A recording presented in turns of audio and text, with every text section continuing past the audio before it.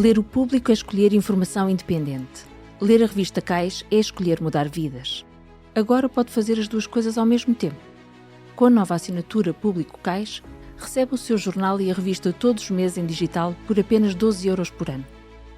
Há notícias que mudam o mundo e esta ajuda a mudar a vida de alguém. Assine já em público.pt.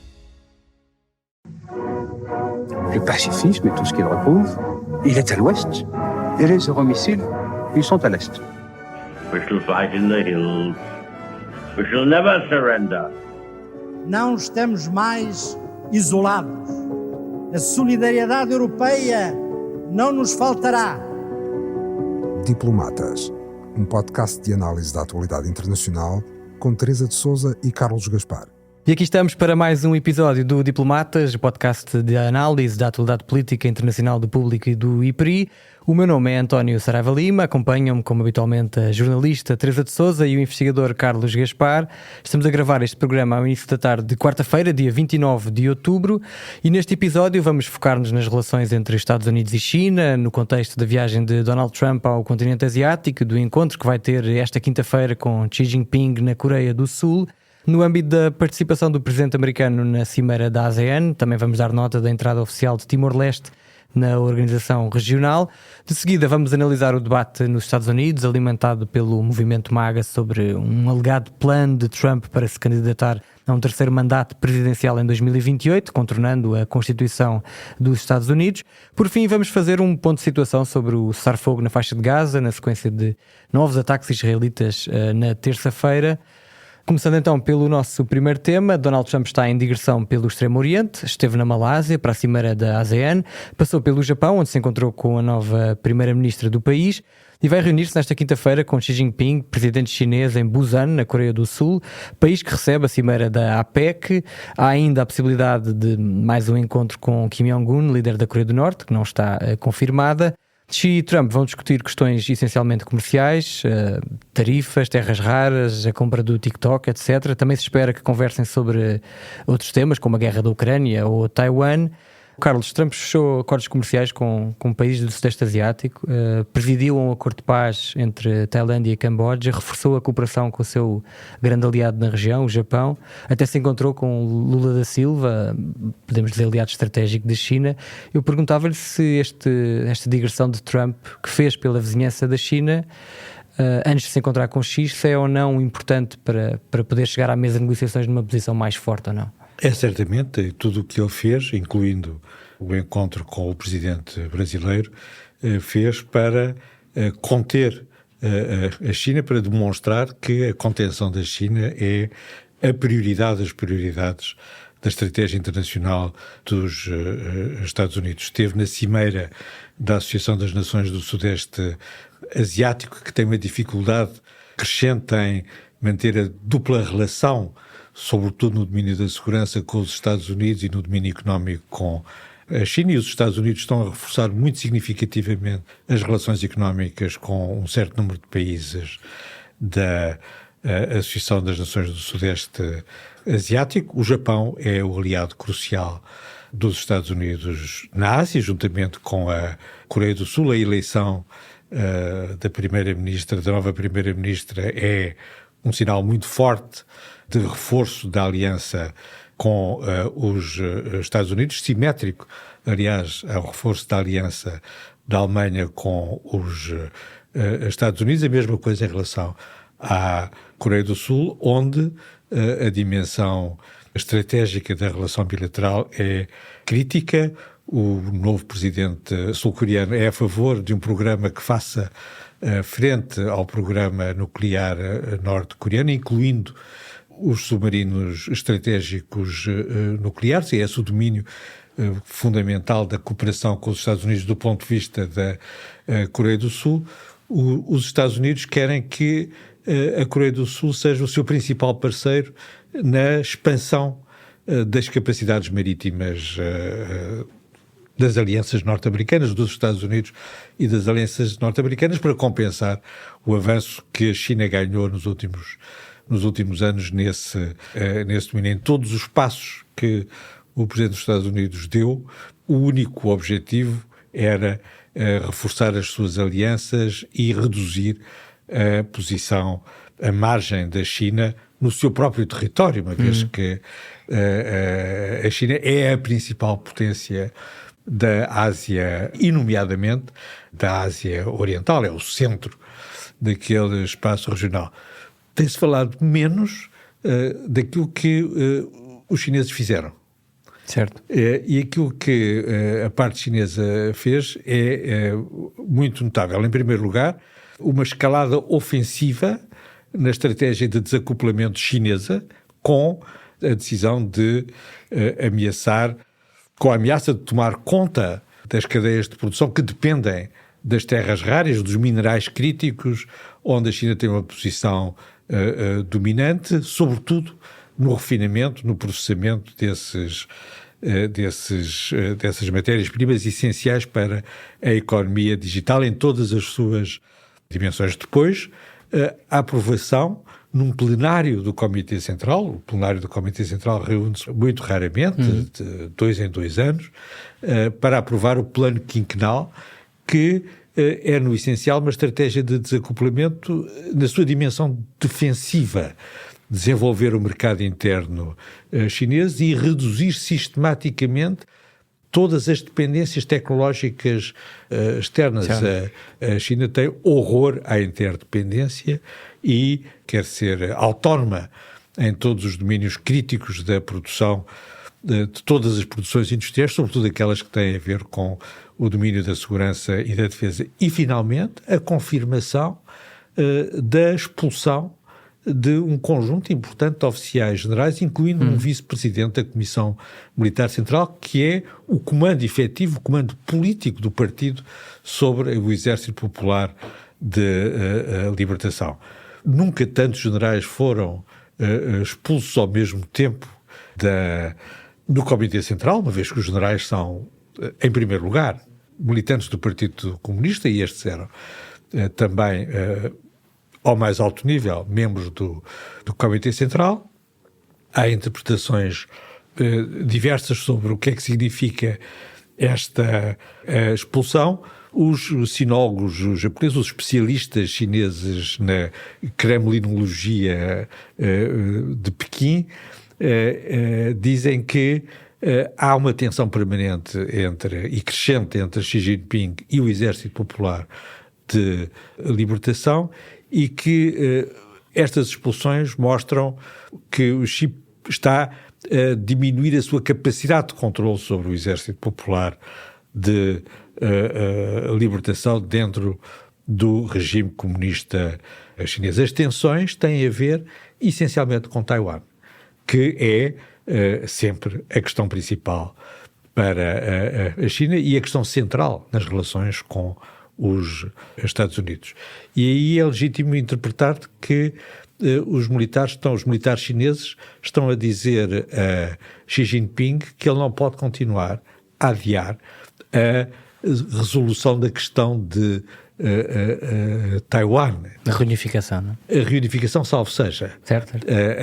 A invasão e a anexação de Taiwan, que foi brevemente parte do Império Chinês, mas que nunca fez parte da República Popular da China. Portanto, reunificação com um grão de sal, não é? Também podemos falar de reunificação se formos aliados do presidente Putin e estivermos a falar da Ucrânia ou de qualquer outra antiga república soviética. Seja como for, essa questão é a questão central que está em cima da mesa na cimeira de amanhã entre Xi Jinping e Donald Trump, e a questão que se põe, que alguns analistas estão a pôr, é saber se vai haver um grande acordo entre as duas principais potências internacionais, um grande acordo estratégico que inclui o nuclear, que inclui a questão de Taiwan e que inclui também, obviamente, as relações entre as duas maiores economias do mundo, para garantir a coexistência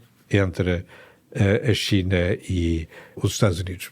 Eu julgo que é improvável que se chegue a esse resultado. Não há uma relação de confiança entre Xi Jinping e Donald Trump.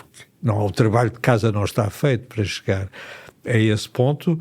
Há com certeza um acordo intercalar, mas que não vai impedir a continuação desta separação entre os Estados Unidos e a China e entre as economias chinesa e norte-americana. O desacoplamento começou em 2016, continuou com a eleição do presidente Biden, confirma-se com a reeleição do presidente Trump.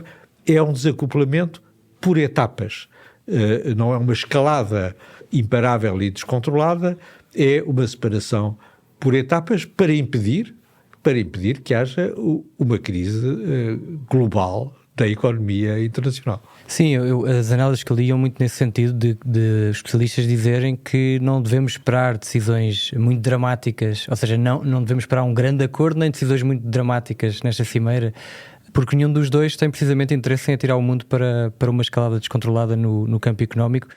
Eu perguntava à Teresa se pedir-lhe obviamente um comentário sobre esta viagem de Trump e este encontro, mas perguntava-lhe quem é que tem mais noção desta ideia de que isto é uma corrida a médio prazo, Trump ou Xi?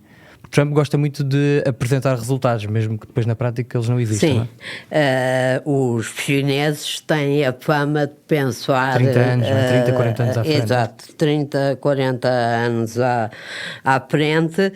As democracias reagem mais aos acontecimentos, mas as grandes democracias também têm estratégias de médio prazo. O Carlos já disse aquilo que era essencial sobre esta relação que, no fim de contas, define entre a China e os Estados Unidos, que define hoje as relações internacionais, mas eu queria voltar um pouco atrás só para dizer que os países da ASEAN, o Japão, a Austrália, os países da Ásia-Pacífica e do Indo-Pacífico, a Índia, estão ainda numa fase em que estão a adaptar-se a uma mudança profunda da política externa norte-americana. E, portanto, seguindo um pouco aquilo que se passa na Europa, estão nessa fase de adaptação. E os próprios países do Sudeste Asiático foram dos que levaram tarifas mais altas, exatamente, não é? Sabem que não podem, do ponto de vista da segurança, dispensar os Estados Unidos por causa da China, mas... também sabem que este período de transição longo altera as condições da sua segurança e das suas relações com o mundo. E altera porque, justamente, falaste nas tarifas. Na política externa americana desde a Segunda Guerra Mundial era garantir, como potência hegemónica, era garantir a estabilidade internacional e a segurança dos seus aliados. Hoje, a política externa norte-americana não tem a mesma visão dos aliados que tinha anteriormente. A Europa tem essa experiência quase cotidiana e os países da ASEAN olham para o que se está a passar na Europa e o Japão também. Ainda estão na fase, como a Europa, de bajulação do presidente norte-americano, porque dependem dele em muitas questões, mas conhecem a realidade das tarifas. A média de tarifas depois de negociações que Trump, que os Estados Unidos aplicam aos países da ASEAN, ronda os 19%, muito superiores àquilo que existia anteriormente. No Japão ficam-se nos 15%, a tabela europeia, digamos assim, e portanto o que estamos aqui a assistir é a esses países da Ásia-Pacífico, aliados dos Estados Unidos, que, como disse o Carlos, têm este problema de balancear a relação com a China e a relação com os Estados Unidos. Dependem em termos de segurança dos Estados Unidos, dependem em termos económicos do comércio com a China. É um exercício difícil, mas ainda estão em fase de transição para adaptar adaptar as suas políticas à nova realidade da política externa norte-americana. Eu lembro que Trump e Marco Rubio, por exemplo, consideraram a ordem internacional existente como obsoleta e como a ordem que permitiu ao mundo inteiro explorar os Estados Unidos. Vêem exatamente ao contrário do que viam as anteriores administrações norte-americanas desde a Segunda Guerra. Portanto, por baixo deste show-off, se eu posso utilizar este termo, talvez um pouco exagerado, dos sucessos de Trump nas suas várias paragens, na Malásia, no Japão, na Coreia do Sul, há de facto um mundo ainda em transição e vamos ver onde é que leva esse mundo em transição, porque sabemos que sempre que os Estados Unidos recuam nos seus compromissos com os aliados ou na política económica que seguem em relação ao resto do mundo, há uma oportunidade para a China de, sobretudo a nível regional, não a nível internacional, ocupar o espaço deixado vazio. Eu li um artigo interessantíssimo no Global Times chinês sobre a visita. É o jornal dos nacionalistas chineses. Exato.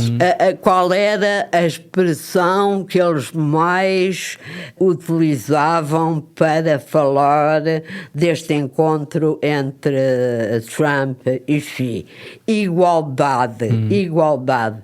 Para eles é fundamental que haja da parte dos Estados Unidos o reconhecimento de que estão a tratar de igual para igual quando tratam com a China. Entretanto, por baixo deste show de Trump na Ásia, que tem como objetivo, naturalmente, como o Carlos disse, a contenção da China, o mundo não para. Desde que Trump é presidente e mesmo no primeiro mandato de Trump, as relações económicas e políticas e estratégicas, até no domínio da defesa, entre o Japão e a União Europeia, a Coreia do Sul e a União Europeia fortaleceram-se muito, da mesma maneira, por exemplo, com o Canadá, para falarmos de outro hemisfério.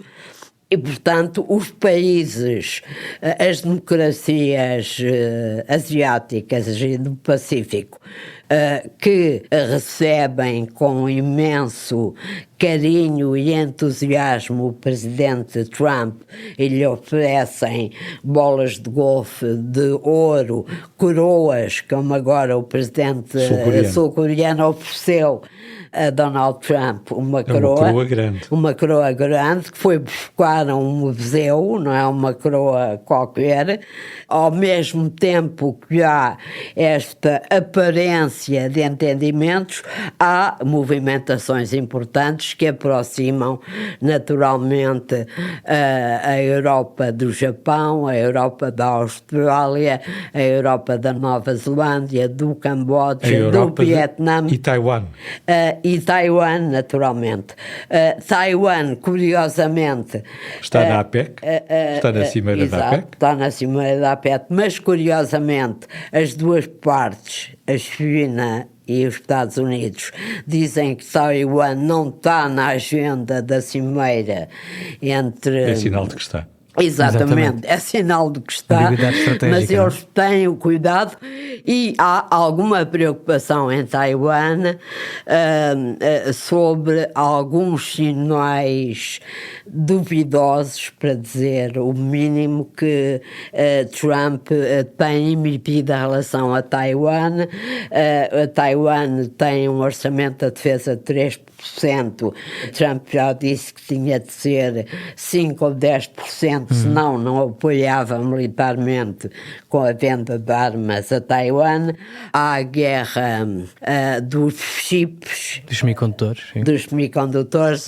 Taiwan é o maior produtor de semicondutores do mundo. Trump exige que parte do investimento, metade do investimento seja feito nos Estados Unidos. Aliás, o padrão das negociações de Trump com Taiwan, com a Coreia do Sul, com o Japão é sempre a mesma.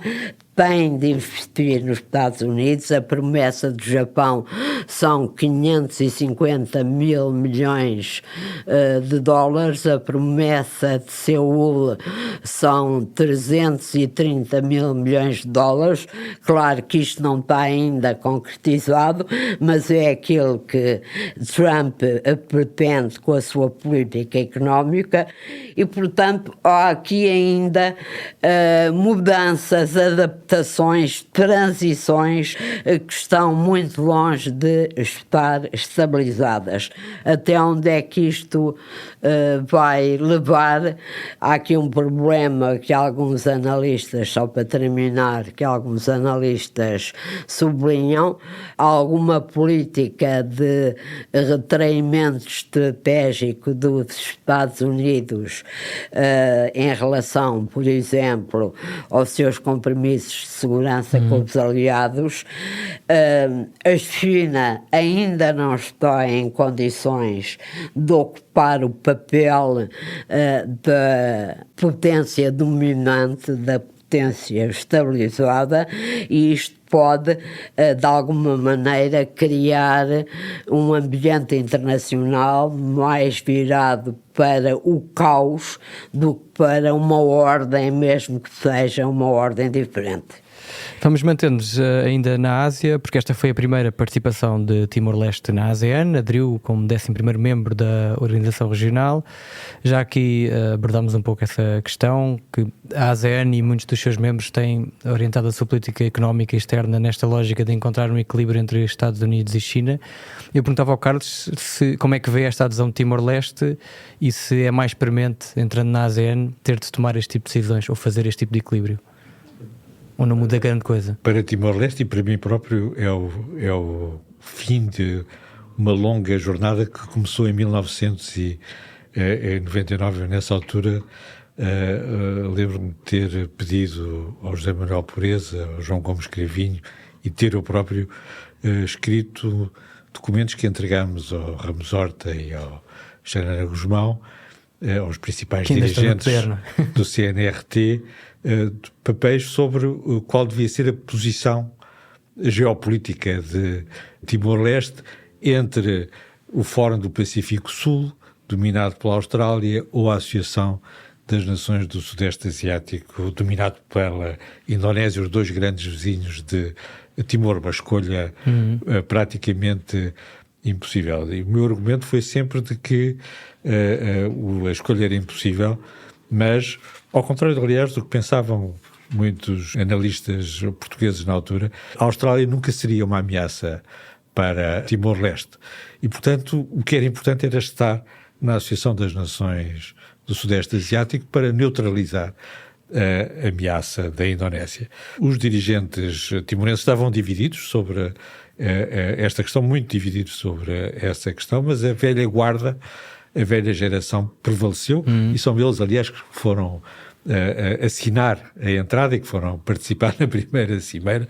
Xanana Guzmão, primeiro-ministro, e Ramos Horta, agora presidente. O Ramos Horta, aliás, sublinhou que tinha sido, efetivamente, também para ele uma longa jornada. A frase que ele costumava usar é que era mais fácil entrar no céu do que na ASEAN, na Associação das Nações. Está feito. Timor-Leste é, neste momento, o país mais pobre da ASEAN, mas também é a única democracia pluralista e o único país que foi sempre uma democracia desde a sua independência em 2002. Partilha, com certeza, o mesmo dilema, mas com este ponto adicional de que a relação com a China é tanto mais difícil por Timor-Leste que acaba de há 2 anos de fazer uma parceria estratégica com a China, a relação é tanto mais difícil porque, efetivamente, Timor-Leste é uma democracia e, desse ponto de vista, mais longe do regime comunista chinês do que a maior parte das autocracias da Ásia. Também o facto de ter uma relação, obviamente, uma relação especial com a Austrália vai nesse sentido, mas finalmente tem uma posição na única organização que, ao lado da União Europeia, define um espaço territorial, um espaço regional relativamente coerente e consistente e que tem prevalecido, sobreviveu ao fim da Guerra Fria, aos seus sucessivos alargamentos, para incluir designadamente os Estados da Indochina e também agora para Timor-Leste. É uma associação muito importante, é uma instituição multilateral regional muito importante e um parceiro privilegiado da União Europeia na Ásia. É assim que é definido nos termos da estratégia do Indo-Pacífico aprovada pela União Europeia, e é importante para Portugal fazer funcionar essa relação entre a União Europeia e a ASEAN para apoiar o desenvolvimento e a segurança em Timor-Leste. Muito bem, vamos passar agora ao segundo tema. Nos últimos dias voltaram a discutir-se nos Estados Unidos os planos de Trump para 2028. O presidente americano está proibido pela Constituição de se candidatar a um terceiro mandato, mas numa entrevista à Economist, Steve Bannon, antigo conselheiro da Casa Branca e figura de proa não só do culto MAGA, mas do movimento populista internacional, assegurou que há um plano para Trump se recandidatar. O próprio presidente dos Estados Unidos disse há dias que Marco Rubio ou J.D. Vance são os candidatos mais prováveis, mas voltou a deixar em aberto uma candidatura, dizendo que adoraria fazê-lo. Teresa, eu pergunto-lhe se, tendo em conta, obviamente, que Trump nunca reconheceu a vitória de Biden em 2020 e que houve um ataque ao Capitólio por apoiantes seus para reverter o resultado dessa eleição, e até olhando aqui para a própria personalidade de Trump, temos ou não razões para acreditar que sim, que haverá mesmo um plano para fintar a Constituição em 28? Eu creio, não sei se Trump tem esse plano, até porque Trump vai fazer 80 anos e a lei da vida também se lhe aplica, não é? Embora aquela célebre conversa de Putin e Xi em Pequim sobre se podiam ser eternos ou não podiam ser eternos. Sim, é mais asiática do que ocidental. É mais asiática do ocidental. Por isso é que o Trump foi à Ásia agora, não é? Exatamente. Portanto, não sabemos o que vai na cabeça de Trump. Sabemos de certeza que há setores do movimento MAGA que acham que isso é uma possibilidade, embora ela tenha um travão fundamental, que é o travão da Constituição. Nenhum presidente pode exercer mais do que 2 mandatos. Trump, durante este seu segundo mandato, desde que tomou posse, desde que entrou na Casa Branca, mantém uma tensão permanente com o poder dos tribunais nos Estados Unidos. O Supremo Tribunal norte-americano tem uma composição que, do ponto de vista democrático, é relativamente duvidosa. Não sabemos onde é que isto vai parar. Eu tenho lido algumas análises no sentido de que estas experiências que Trump tem feito, que a administração tem feito, de mandar tropas para cidades democráticas, aconteceu a Guarda Nacional em Los Angeles, Chicago, Portland, uma série de cidades, que é uma espécie de ensaio para gerar algum tipo de violência e de volatilidade na segurança que permita, por exemplo, nas midterm elections ou eventualmente, noutras circunstâncias, levá-lo a pôr em cima da mesa a utilização de leis e de normas americanas. Já se falou muito do ato insurracional, que é uma coisa antiga do século XVIII ainda, creio eu, ou do século XIX, ou a lei marcial, exato, um estado estado de exceção, e é nesse quadro de uma violência mais generalizada e do recurso a um estado de exceção que alguns analistas consideram que pode haver essa tentativa. Mesmo assim, eu acho que seria certamente para o movimento MAGA e para o Presidente Trump, como diz o povo, um passo que podia ser maior do que a perna, como se costuma dizer, até porque todas as sondagens que têm saído nos últimos dias e semanas nos Estados Unidos indicam que a popularidade e a aprovação do Presidente é mais baixa nesta altura do mandato de qualquer outro presidente que há memória. E o povo americano ainda tem uma palavra a dizer em relação ao futuro da América, esperamos nós. Carlos, a Teresa entrevistou recentemente a historiadora Anna Applebaum e perguntava-lhe, logo no início, perguntava-lhe muito diretamente se os Estados Unidos ainda são uma democracia liberal. E ela respondeu que sim, mas assumiu de facto que há uma parte da administração Trump que quer mudar o sistema político americano. E eu, à luz desta pergunta, perguntava-lhe se o Carlos fica mais inquieto com estes supostos planos de recandidatura em 2028 ou com estes pequenos ou grandes ataques diários que a Teresa falava aos tribunais, à comunicação social, aos poderes estaduais, etc. Rever a Constituição nos Estados Unidos não é fácil.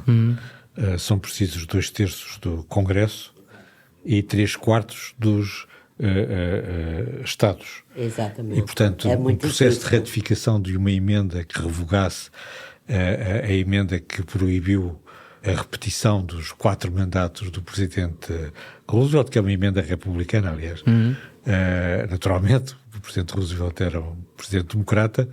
A ratificação desde logo pelos Estados, não é? Podia durar 5, 6, 7, e como diz a Teresa, o Presidente Trump não é um oriental.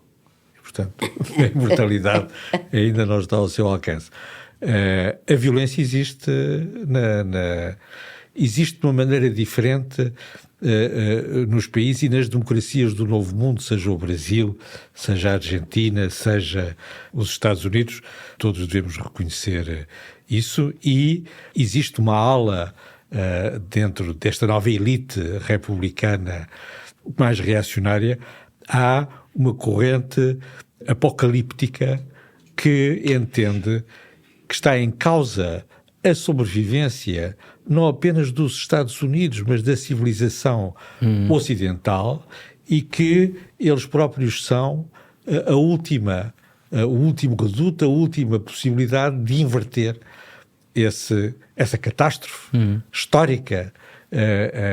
E é preciso perceber que existem na administração, nos mais altos cargos, responsáveis políticos que pensam assim, para perceber que a Anna Applebaum, na excelente entrevista que a Teresa lhe fez, tem razão no essencial. Há efetivamente uma nova elite da direita reacionária que nos quer salvar, não é?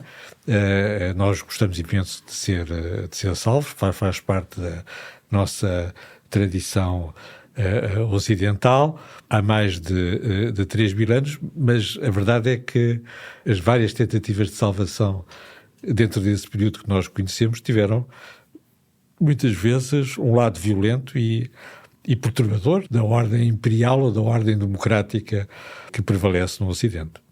Muito bem, vamos fechar a nossa conversa no Médio Oriente. Eu apelo ao vosso poder de síntese.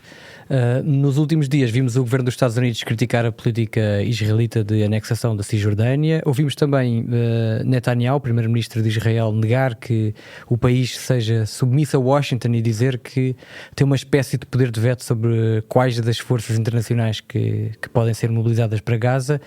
Na terça-feira à noite, Israel voltou a bombardear o enclave, acusando o Hamas de ter matado um soldado em Rafah e de estar a adiar a entrega dos corpos dos reféns que ainda estão em Gaza. Terão morrido mais de 100 palestinianos. Trump assegurou, no entanto, que nada vai comprometer este cessar-fogo, e Israel disse mesmo que ele está novamente em vigor. Eu faço a mesma pergunta para os dois, porque parece que chegámos àquela altura em que aquilo que está no plano de paz de Trump parece que está a começar a chocar com os objetivos estratégicos, quer do governo de Israel, quer do próprio Hamas. Teresa? Eu acho que Benjamin Netanyahu, que por acaso ontem teve, porque a guerra parou, teve a primeira audiência no tribunal que o vai julgar por alegadas acusações de corrupção. Mas ele pediu para ser mais curto e à porta fechada por questões de segurança, não é? Exatamente, mas como não há guerra e ele tinha suspendido o processo por causa da guerra, agora lá teve ele de ir a tribunal responder nessas condições que citaste. Creio que Netanyahu, quando Trump foi eleito e entrou na Casa Branca, o primeiro-ministro de Israel quis-lhe oferecer uma prenda simpática e disse-lhe que estava disposto a pôr em prática o plano de Biden, que tinha rejeitado, para encontrar uma saída para a guerra em Gaza em um cessar-fogo. Isso aconteceu e um mês depois o cessar-fogo acabou. Estamos perante o mesmo cenário, não creio porque o empenho de Trump é monumental e tem força sobre Netanyahu, não creio que há um grande envolvimento dos países árabes que não havia anteriormente e que farão eles próprios uma pressão enorme, neste caso, sobre o Hamas, mas o que tem acontecido no terreno é, de alguma maneira, a demonstração de que este cessar-fogo está, e este caminho em direção a uma paz que Trump diz que é eterna no Médio Oriente, está apejado de obstáculos que nem o governo de Israel nem o Hamas o querem, o que é, à partida, uma coisa má, e que, digamos assim, ou há uma pressão enorme de Trump sobre Netanyahu, ou este processo corre, creio eu, alguns riscos. Carlos?